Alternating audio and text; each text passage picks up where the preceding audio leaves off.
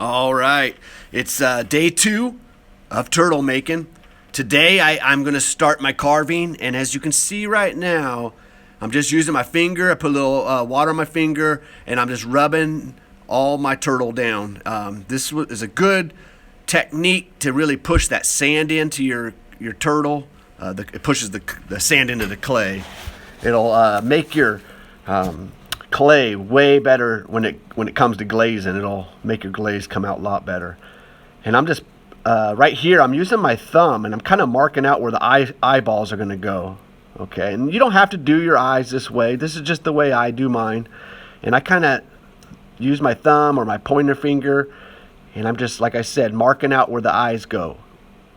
And then I do the same thing kind of with the mouth too. I haven't used any tools. I'm just using my fingernails and my fingers really just to sculpt this right now. And then I drug in this dental tool, I call it. And yeah, I know you guys don't have this tool. Not a big deal. You guys can make your own tools. Like I'll show here in a little bit how I use a popsicle stick, how I just carve it into a tool. If you really want something like this, you can get one of these. They're pretty cheap actually. They're like $2 at Hobby Lobby. I don't even know if they're called a dental tool, but they look like a dental tool to me, like the one they scrape your teeth with. And anyways, I'm just cleaning out these lines I've carved out. And if you can kind of tell, I angle cut them. I just didn't make simple carving lines. I carved in deep, then I angle cut them. And right here, I'm showing how to make that homemade tool with the popsicle stick. I just cut it with scissors. And this actually works better than the dental tool in a sense, because I specially made it just to make these special grooves. I even use a little X-Acto knife to make it more of a point that I want.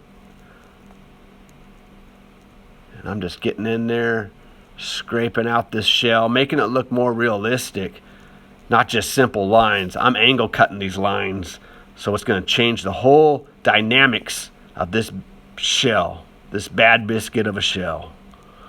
And then I'm taking my paintbrush. Okay, don't be scared of that paintbrush. Get in there, get emotional, clean out your carvings. And then after I clean that up, I'm going to go back with the sponge a little bit, clean up all that garbage on the top again. It kind of roughs some up on there. I'm getting emotional here, folks. And then, if you don't have a fan, not a big deal. You can just let it sit for a little longer. But if you have a fan, it'll speed up the process. And I just put it in the fan just to get it. It was getting soft from all the sponge work I've done. It was getting softer, so I wanted to get it leather hard again. And this bottom part, I did the same thing. I just smoothed it all out before I started carving. And I'm carving the detail on the bottom of the shell. Oh yes, I'm not forgetting about the bottom. Reason being, I'm making all my turtles with that floating, they're going to be attached to driftwood and floating in the air from a piece of rebar or copper tubing that I'm going to put in the side of my turtle. And so you will be able to see the bottoms of some of my turtles from this sculpture that I'm making. And I'm just taking my time. That's real key too. Don't try to rush this. Good art takes time, patience. And I'm just slowly taking my time, making these carvings.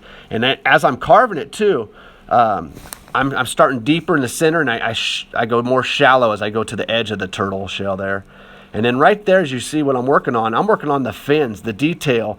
As the fin goes into the shell, the bottom of the shell, I'm making a little line there, just a little more detail. And then my shell, I went back to it. It's back to leather hard again. And I'm going to just give it one more clean out on those lines, trying to make it the best I can.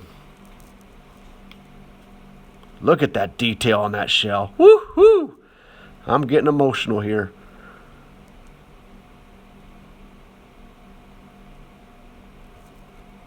And I'm going to go back to those eyes, clean out the eyes, add just a little bit more detail.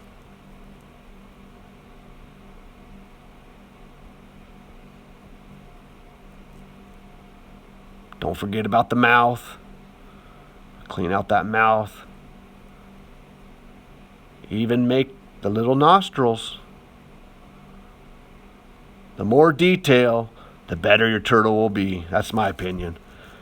And then I'm just going to take my fingers, my best tools, and just rub all the sand particles, if there's any, on the clay, and just give it one more little touch up, and boom, I think I'm almost there.